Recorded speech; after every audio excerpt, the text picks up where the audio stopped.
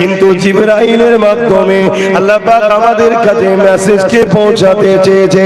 এই জিবরাইল আলাইহিস সালাম আল্লাহ পাক পাঠিয়ে দিলে, ও জিবরাইল দুনিয়া জমিনে যাও, আমার হাবিবকে যে জিজ্ঞাসা করো, আমার হাবিব কেন কাঁদে জিজ্ঞাসা করো। হযরতে জিবরাইল আলাইহিস সালাম চলে আসলে আল্লাহ নবীকে সালাম দিলে, সালাম দিয়ে বলতে লাগলে, ইয়া রাসূলুল্লাহ হাবিবাল্লাহ, আপনি কেন কাঁদতেছে? এটা আল্লাহ পাক জিজ্ঞাসা করেছে। আল্লাহ নবী জানিয়ে দিয়েছিলেন, ও হযরতে জিবরাইল রে, আমি রাসূলুল্লাহ কেন কাঁদি এটা আল্লাহ পাক জানে, তবে তোমাকে যখন জানাতে চেয়েছে, এ জিবরাইল শুনে দাও, আমি রাসূলুল্লাহ যখনই কেঁদেছি ওই কান্নাটা গুনাহগার উম্মতিদের জন্য কেঁদেছি। আরো জোরে বলুন সুবহান।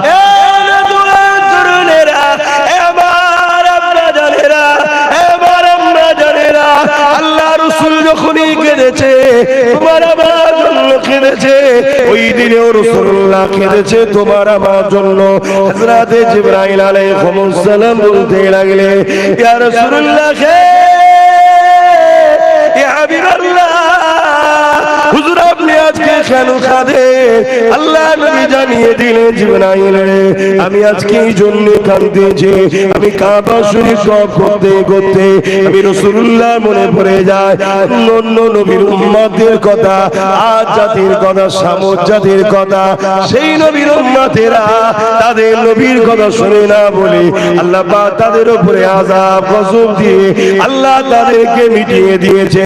এ জিবরাইল, আমার উম্মতেরা আমি রাসূলুল্লাহ আমার কথা যদি না শুনে এরা অন্যায় করে ফেলে, আল্লাহ যদি এদের উপরে আযাব গজব দিয়ে এদেরকে যদি আল্লাহ পাক শেষ করে দেয়, আমি রাসূলুল্লাহ বড় কষ্ট পাবো, দুঃখ পাবো। আল্লাহ যেন আমার উম্মতিদিগকে আযাব গজব দিয়ে ধ্বংস না করে দেয়, এই জন্য কাঁদতেছি। আরো জোরে বলুন সুবহান। অন্যান্য নবীর উম্মতেরা অন্যায় যখনই করেছে আল্লাহর পক্ষ থেকে আযাব এসে তাদেরকে শেষ করে দিয়েছে। আর আমরা এত অন্যায় করছি, রিসেন্ট দেখবেন সমাজে একদল লোক নিজের পরিবার বাপ মাকেও হত্যা পর্যন্ত করে ফেলেছে, ছোট ছোট বাচ্চাদেরকেও হত্যা করছে। এত অন্যায় করছি, তারপরেও কিন্তু আল্লাহ পাক আমাদেরকে এখনো আযাব গজব দিয়ে শেষ করে দেয়নি। এটা শুধুমাত্র আমার রাসূলের খাতিরে। কেন আমাদেরকে যদি আযাব গজব দিয়ে শেষ করে দেয়, আমার রাসূল বড় বড় কষ্ট পাবে, দুঃখ পাবে। নবীর খাতিরে আল্লাহ আমাদের এই অন্যায় দেখে এখনো খামোশ আছে। আপনি আপনার দিকে দেখুন, আমি আমার দিকে দেখি, আল্লাহ পাক আমাদেরকে এখন আযাব দেন আমার নবীর খাতিরে। সেই নবীর মহব্বত ভালোবাসা আমাদের অন্তরে আরো বাড়ানো দরকার আছে না? জোরে বলে, নবীকে ভালোবাসো, নবীকে প্রিয় করো। দুনিয়া আমাদেরকে যতই মিটাবার চেষ্টা করো, আমি ক্যামেরার সামনে বলে যাচ্ছি, প্রত্যেকের কাছে দুটো করে ক্যামেরা দিয়েছে আর মেমোরি রয়েছে, লোড হচ্ছে, এখানে দেখছে, এখানে লোড হচ্ছে, তাই তো নাকি গো? এতগুলো মানুষকে সাক্ষী রেখে বলছি, আর অনেকে আবার তো মোবাইলে ব্যস্ত। এ দুনিয়া যতই চেষ্টা করুক না কেন আমাদের মিটাবা, যদি আমাদের এই দিলে সব থেকে বেশি মহব্বত ও আদব মুহাম্মদ সাল্লাল্লাহু আলাইহি ওয়াসাল্লামের উপরে যদি থাকে, পৃথিবীর কোন শক্তি নেই আমাদেরকে মিটাতে পারে। জোরে বলুন সুবহানাল্লাহ, আরো চিৎকার দিয়ে বলুন সুবহানাল্লাহ। নারে দিবে, নারে দিবে। তাই আমাদের মধ্যে একদল গাদ্দার ঢুকেছে, যারা ঘুরিয়ে ফিরিয়ে বিভিন্ন ভাবে আমাদের ঘরে নবীর মহব্বত কমাচ্ছে, নবীর আদব কমাচ্ছে। কোরআনের মহব্বত, দ্বীনের মহব্বত আমাদেরকে গান, ফাংশন, যাত্রা, সিনেমা, জুয়া আমাদের যুব সমাজকে নিয়ে চলে গেছে। আবার একদল বেরিয়েছে, মুখে দাড়ি, মাথায় টুপি, মৌলানা হুজুর সেজে ঘুরছে। নবীর আদব, সম্মান, ভালোবাসার আলোচনা থেকে, মহব্বত করা থেকে, আদব করা থেকে আমাদেরকে সরাচ্ছে। আছে না? আমার কথাটু সারা দেবেন না? এদের পিছনে কোটি কোটি ডলার টাকা খরচ করা হবে। কারণ হচ্ছে একটাই, আমাদের কাছে একটা শক্তি আছে, যে শক্তিটা পারমাণবিক শক্তির থেকেও বড় শক্তি। বললেন না আলহামদুলিল্লাহ? যেটা অন্য কারো কাছে আল্লাহ দেয়নি। আমেরিকার কাছে পারমাণবিক শক্তি থাকতে পারে, চেয়েছিল ইসলামকে রুখে দেবো, আমেরিকা থেকে মুসলমানকে মুছে দেবো, আমেরিকাতে মুসলমান ইসলাম রাখবো না। আমার আল্লাহ বুশের কন্যাকে ইমানের কলেমা পড়িয়ে কোরআনের হাফেজা বানিয়ে দিয়েছে। জোরে বলুন সুবহানাল্লাহ। লে তোর ঘরে কোরআন ঢুকিয়ে দিয়েছে। আমেরিকা, ব্রিটেন, ইউরোপ, দুনিয়া চেয়েছিল ইসলামকে মুছে দেবো। আজকে তারাই আবার বলছে যে আগামী 40-45-এর মধ্যে ইউরোপ দুনিয়া হবে সংখ্যাগুরু ইসলাম। জোরে বলুন সুবহানাল্লাহ। যেমন আমার দেশে একদল লোক বেরিয়েছে,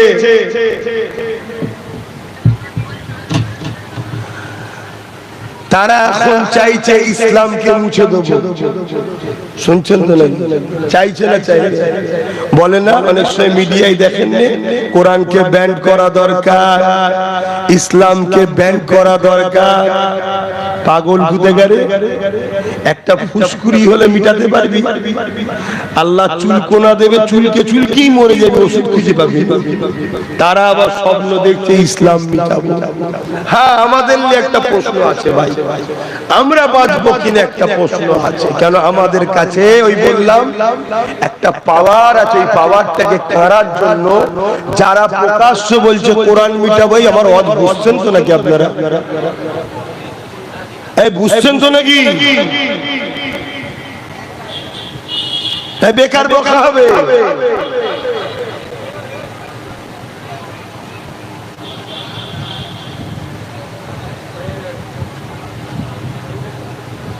আর আছে, এটা ফেলে দিয়ে গরম গরম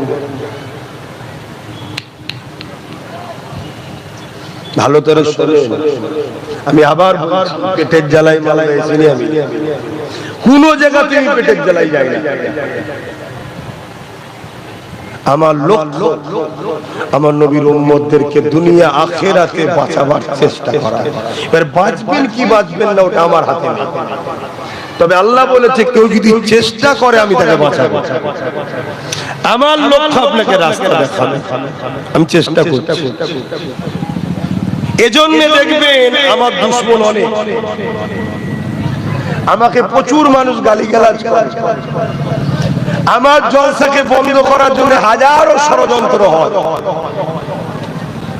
ভুল বলছি?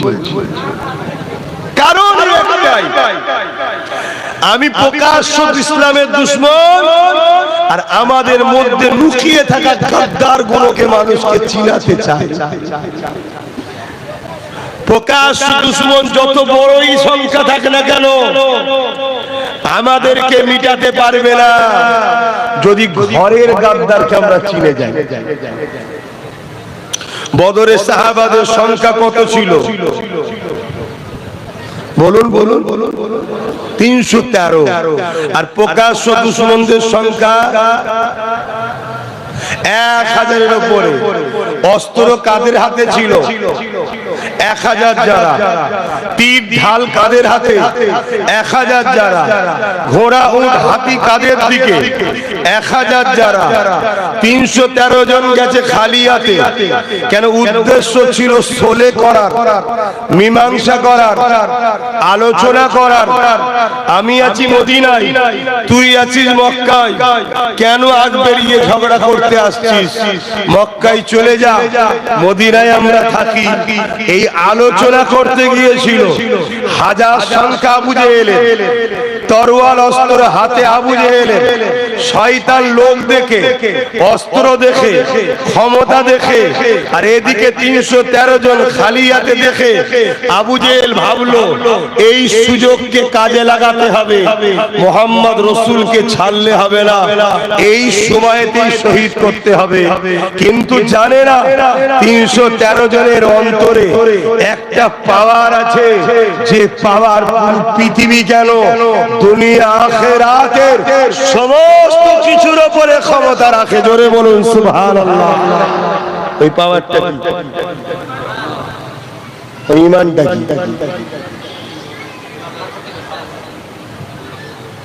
বিস্তারিত হলো আমানতু বিল্লাহি ওয়া মালাইকাতিহি ওয়া কুতুবিহি ওয়া রাসূলিহি ওয়াল ইয়াউমিল আখিরি ওয়াল কদরি খাইরিহি ওয়া শাররিহি মিনাল্লাহি তাআলা ওয়াল বা'স বা'দাল মাউত। এই যুব সমাজের মাথায় এত বড় এখন থাকবে না, কারণ এদের মাথায় অনেক ডিউটি। কি আছেন না? ঘরের খায় আর দুনিয়া সব ঘুরে বেড়ায়, সবার ডিউটি মাথায় লাগে। এদেরকে এখন যদি এত দিই, এরা নিতে পারবে না। এদেরকে ছোট করে বলি, এখান থেকে অন্তর থেকে মুহাম্মদ সাল্লাল্লাহু আলাইহি ওয়াসাল্লামকে রাসূল জেনে জানের থেকে বেশি ভালোবেসে আদবের সাথে মেনে নিবার নাম হলো ঈমান। জোরে বলুন সুবহানাল্লাহ। যদি আপনার দিলে রাসূল সব থেকে বেশি আদব করে, জানের থেকে বেশি ভালোবেসে মেনে যদি নিতে পারেন, তার মানে আপনার কাছে ওই পাওয়ার আছে। ওই পাওয়ারটা এত বড় পাওয়ার, পারমাণবিক বোমা থেকেও পাওয়ার। জোরে বলুন সুবহানাল্লাহ। নয় আমেরিকার এত কিছু থাকার পরও ক্ষমতা তাদের হাতে। বুশ হলো আমেরিকার প্রেসিডেন্ট, তার মেয়েকে ইসলাম থেকে ও কোরআনের হাফেজা থেকে রুখতে পারছে না। বলবেন তো? আমার দেশে এত বড় বড় নেতা যারা দিনরাত ইসলামের বিরুদ্ধে বলছে, তাদের পরিবারের বেটিগুলোকে মুসলিম জামাই না করে রুখতে পারছে না। কথা বলছেন না কেন? আমার তাহলে বলুন আমি অন্যদিকে চলে যাই। আমি একটা জিনিস বুঝাতে চাই, ঈমান। পুরো পৃথিবীকে যদি এক পাল্লায় রাখা হয়, যদি তোমায় বলা হয় মালিকানা দেওয়া হবে, আর অপর দিকে ঈমান, তুমি যদি চালাক হও ঈমানকে লাও, পৃথিবীর মালিকানার পিছনে ছুটে লাভ নেই। কেন? ফেরাউন পৃথিবীর রাজা ছিল, মরে শেষ। নমরুদ পৃথিবীর রাজা ছিল, মরে শেষ। কিন্তু মুসা নবী হকের পক্ষে গরিবের সাথে আজও তাকে লোক পিয়ারের সাথে ডাকে। জোরে বলুন সুবহানাল্লাহ। হিরো তো মুসা নবী, ফেরাউন নয়। ঘটনা শোনার সময় মনে হয় ইব্রাহিম নবীর উপরে অনেক জুলুম হয়েছে, কিন্তু আজকে শুনে কি মনে হচ্ছে প্রকৃত হিরো কে, ইব্রাহিম নবী না নমরুদ? আর হিরো কথা শুনে অবাক হয়ে যাচ্ছেন নাকি? কেন আপনারা যে হিরোর কথা ভাবছো, কোনো হিরো নয়, ওগুলো তো ছেঁচড়া চোর। আমি হিরো ওকে বলে না, ও তো মিডিয়াতে হিরো, ভাড়াটিয়া হিরো, লোকমুখে হিরো। প্রকৃত হিরো হলো সে যে দুঃখে দুঃখিত হয়, দুঃখ দেখে যার দিল দুঃখিত হয়, সে হলো প্রকৃত হিরো। যে মানুষকে মানুষ বানাতে পারে, সে হলো প্রকৃত হিরো। যার ইশারায় সূর্য ডুবা উঠে আসে, সে হলো প্রকৃত হিরো। যার ইশারায় চাঁদ দুঃখিত হয়, সে হলো দুনিয়া আখিরাতের প্রকৃত হিরো। জোরে বলুন সুবহানাল্লাহ। কিন্তু ভাষাগুলো এমন খারাপ লোকের সাথে ব্যবহার হয়েছে, আপনারা এই কথা বললে একটু টেনশন খেয়ে যান না? যেমন জিহাদ শব্দটা ভালো না খারাপ? জোরে বলুন। ভালো। কিন্তু জিহাদ শব্দকে এমন খারাপ ভাবে ব্যবহার করা হয়েছে, এখন জিহাদ কথাটা বললেই যেন মনে হয় খারাপ।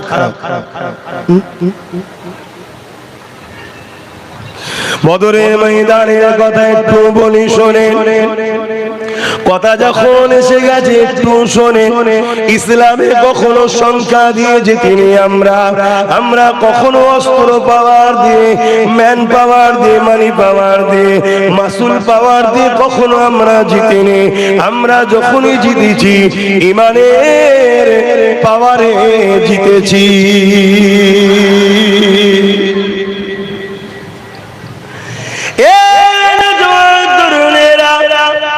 আল্লাহ নবী বদরের ময়দানে, আল্লাহ নবী মদিনার সাহাবাদেরকে নিয়ে 313 জনকে নিয়ে বলতে লাগলেন, বাবারা তারা মক্কার জমিনে প্রবেশের আগে তাদেরকে রাস্তাতে রুখে দিতে হবে বাবা, তাদের সঙ্গে রাস্তায় শুলে করতে হবে, কেননা তারা বড় জালিম।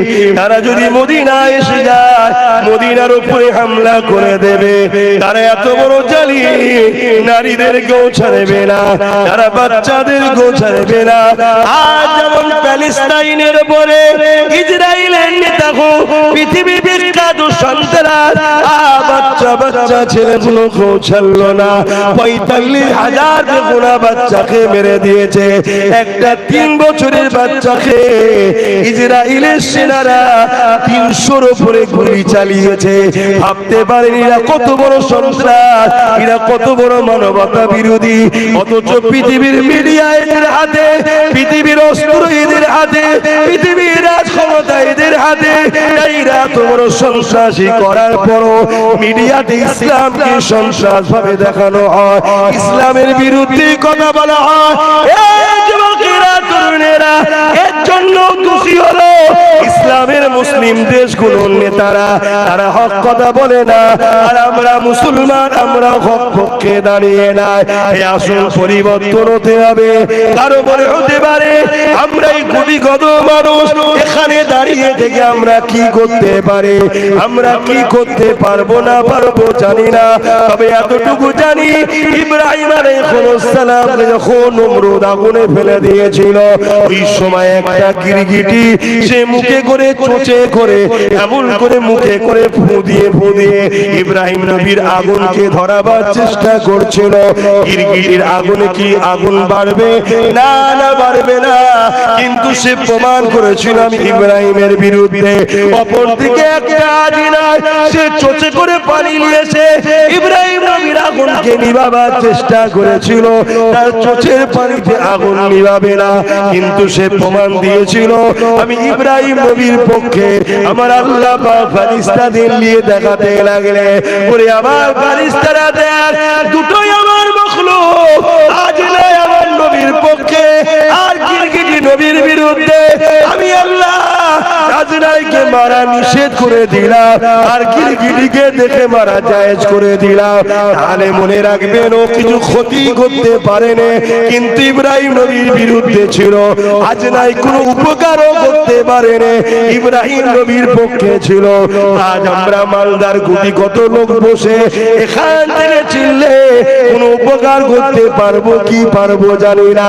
তবে আল্লাহকে দেখাতে লেগেছি, আল্লাহ আমরা জালিমদের সাথে নয়, আমরা মুসলিম গরিবদের সাথে আছি।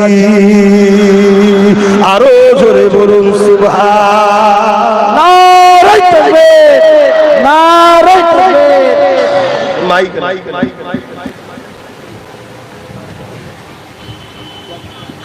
আমার আমার কথা স্পষ্ট হচ্ছে না, আমি বুঝতে পারছি। আমাকে প্রচুর চাপ দেবার করতে হচ্ছে, কোনো অসুবিধা নেই। হজ করতে করতে দম ফেটে মরে গেল, আমি জিন্দেগিকে ধন্য মনে করব যে আল্লাহর কথা নবীর কথা বলতে বলতে মরেছি। মরণ তো সেই হবে, কুকুর বিড়ালের মতো মরে কি আল্লাহ আল্লাহ আল্লাহ করতে করতে যদি মরণ হয়, এই মরণটাই তো জ্ঞান নাকি? হ্যাঁ, তোমরা মরবে না, সব বেটা তো মরবে। তাহলে কিন্তু তোমরা যদি বুঝতে না পারা, ধৈর্য না থাকে, তাহলে আমার নেই। তোমাদের যদি ধৈর্য থাকে, আমার যদি মুখ দিয়ে জান বেরিয়েও যায়, যতক্ষণ না বেরোবে ততক্ষণই বলবো, অসুবিধা নেই, আমার কোনো অসুবিধা নেই। কেন আমার বলে কিছুই তো, দুটো হাতও আমার নয়, দুটো পাও আমার নয়, দুটো চোখও আমার নয়, দুটো কানও আমার নয়, এই জিন্দেগিটাও আমার নয়। যাকে এত ভালোবেসে আদর করে সব সময় সাথে রেখেছি জান, এটাও আমার নয়। হুকুম যেই আসবে, আমি কোন হালে আছি না আছি দেখবে না, কাপড় পরছে কি কাপড় খুলছে, খাচ্ছে কি ঘুমোচ্ছে, দৌড়াচ্ছে কি হাঁটছে, কিচ্ছু দেখবে না, শুট করে পালিয়ে চলে যাবে। বলবো তাহলে কি আমার এই দুটো হাত কি আমার? এটা আল্লাহ ব্যবহার করতে দিয়েছে। অতএব সেই আল্লাহকে ধরো, নবীকে মহব্বত করো, আদব করো। যুবক, তোমার আমার উপরে অনেক ডিউটি। তোমাকে আমাকে আল্লাহ এই জমিনের প্রতিনিধিত্ব করতে পাঠিয়েছে, আর তুমি আমি মদখোর, মাতালখোর, গেঁজাখোর, চোর, ডাকাত, বেঈমানদের পিছনে ঘুরে বেড়াচ্ছি। আমাদের হুঁশ নেই যে আল্লাহ কাজ দিয়ে তার কি করছি? বলো তো, তোমাকে একটা কোম্পানি কোনো কাজ দিয়েছে যে এই মালটা ওই জায়গায় পৌঁছে দিবি, তুমি পৌঁছে না দিয়ে এদিক ওদিক ঘুরে বেড়াচ্ছ, কোম্পানি তোমাকে মাইনে দেবে? তো দুনিয়ার যদি একটা লোক হয়ে কোম্পানি হয়ে তোমার মাইনে না দেয়, যে আল্লাহ ফ্রিতে দুটো হাত দিল, দুটো পা দিল, দুটো কান দিল, দুটো চোখ দিল, সেই আল্লাহ শুধু বললো অন্যায় করবি না, অন্যায়ের সাথ দিবি না, ন্যায় কর, ন্যায়ের সঙ্গে সাথ দে, এতটুকু কাজ যদি আমরা করতে না পারি, তা আল্লাহ আমাদেরকে কেন রাখবে আর কেন জান্নাত দেবে? একটু বোঝো কত কষ্ট করেছে আমার নবী। নবী যে তাকে বুঝাচ্ছে, আবু জেহেল এটা কেন করছো, তুমি জুলুম করছো কেন? মক্কা থেকে আমাকে চলে যেতে বলেছো, আল্লাহর হুকুমে তোমাদের অত্যাচার বেড়েছে, আল্লাহ হুকুম করেছে আমি ইয়াসরিবে চলে এসেছি, মদিনার মানুষ আমাকে নিয়ে খুশিতে আছে, তুমি আমার উপরে জুলুম করছো কেন? তুমি তোমার থাকো না। কিন্তু শয়তান দেখছে সংখ্যা মাত্র 313। যেমন আজকাল কিছু শয়তান দেখছে মুসলমানের কোনো নেতা নেই, মুসলমানের কোনো সিএম নেই, মুসলমানের কোনো পিএম নেই, মুসলমানের কোনো ডিএম নেই, বিডিও নেই, উকিল নেই, জজ নেই, পুলিশ নেই, এই সুযোগ মুসলমানকে মেরে ফেলে। আমার দেশে ভাবছে না হবে না? হ্যাঁ, ওদের ঘর কেটে যাবে, ওদের ঘর কেটে যাবে যখন চিটে গুলো মারা হয়ে যাবার পর অরিজিনাল ইমানদারের গায়ে হাত পড়ে যাবে, আল্লাহ কাটিয়ে দেবে। শুনছেন না? শোনেন না? হ্যাঁ, ঘর কেটে যাবে। বাপেরা, নওজোয়ান তরুণেরা, আবু জেহেল দেখতে লেগেছে এই সুযোগটাকে কোনোভাবে হাতছাড়া করা যাবে না। মুহাম্মদ রাসূল 313 জন নিয়ে এসেছে, খালি হাতে দাঁড়িয়ে আছে, আমাদের হাতে 1000-এর উপরে রয়েছে। এ আবু জেহেল বলতে লেগেছে, এ আব্দুল্লাহর বেটা মুহাম্মদ সাল্লাল্লাহু আলাইহি ওয়াসাল্লাম, ভাই আমাদের সঙ্গে যুদ্ধ করো, লড়াই করো, নাই তোমরা আমাদের দলে চলে আসো, আমাদের কথা মেনে নাও। আল্লাহ নবী সাহাবাদেরকে বলতে লাগলে, আবু জেহেলকে বুঝাতে লেগেছি। আবু জেহেল যখন বুঝতে চায় না, বাবারা তার দিকে তো যেতে পারবো না, কেননা সে অন্যায়ের পক্ষে, সে গরিবের জুলুমের পক্ষে, সে বেইনসাফির পক্ষে, সে নারীদের অধিকার হরণ করার পক্ষে, সে এতিমদের উপরে জুলুম করে, বিধবাদের উপরে জুলুম করে, সমাজের প্রজাদের উপরে জুলুম করে, সে এক আল্লাহ পাকের বিরুদ্ধে, তার পক্ষে তো যাওয়া যাবে রে বাবা।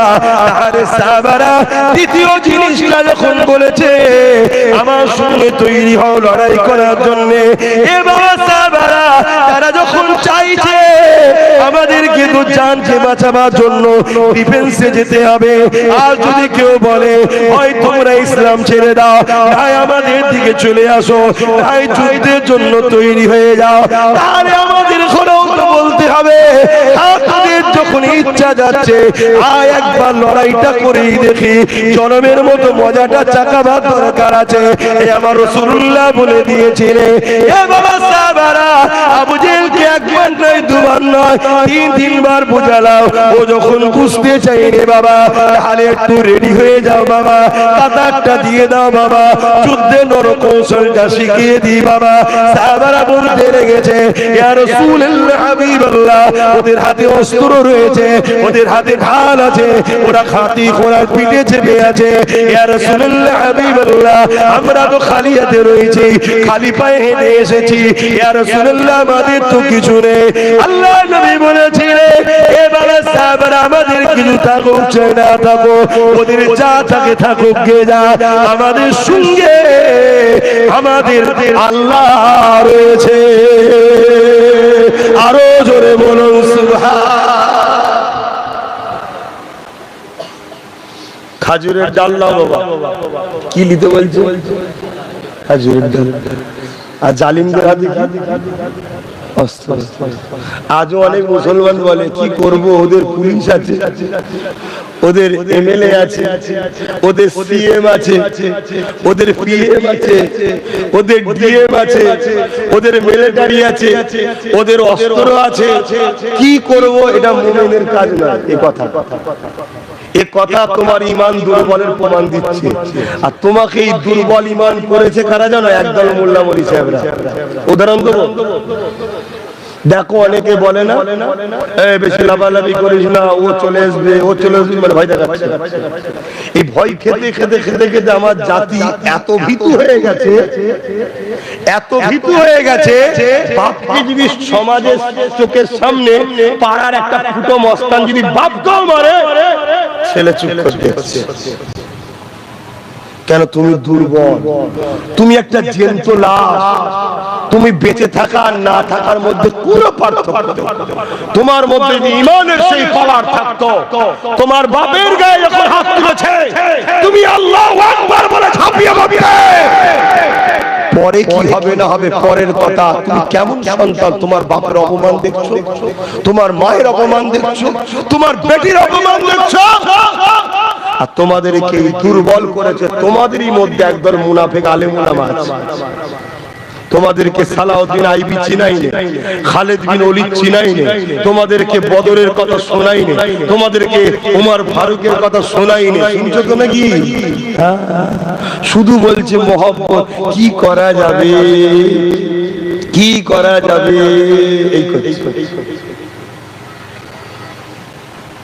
কি গো, অসুবিধা হচ্ছে? কোন হাওয়াতে আছেন কি জানি, এনে চাপা সিদ্দিকী। এভাবে আল্লাহ নবী সাহাবাদেরকে কাতার দিয়ে দিলে, ওই কাতার দেখতে দেখতে নবী পাক দেখতে লেগেছে, ওই কাতারের মধ্যে দুটো ছোট ছোট বাচ্চা রয়েছে, তারা পায়ের উপরে ডিঙি দিয়ে মাথাটাকে লম্বা করতে লেগেছে। কেন? নবী পাক মদিনার নবাবিতে ঘোষণা দিয়েছিল, পুরোরা যেতে পারবে না, নারীরা যেতে পারবে না, বাচ্চারা যেতে পারবে না। না জানি শয়তান আবু জেহেল যদি মীমাংসা না এসে লড়াইয়ে লেগে যায়, তাহলে তোমরা বয়স্করা যেতে হবে না, ঘরে থাকো, নারীদের যেতে হবে না, ঘরে থাকো। কেন? মায়েরা ইজ্জতওয়ালা সম্মানওয়ালা, তারা ঘরে থাকো, আর বাচ্চাদেরকে যেতে হবে না। কিন্তু এই দুটো বাচ্চা, ছোট ছোট বাচ্চা, তারা যখন ঘরে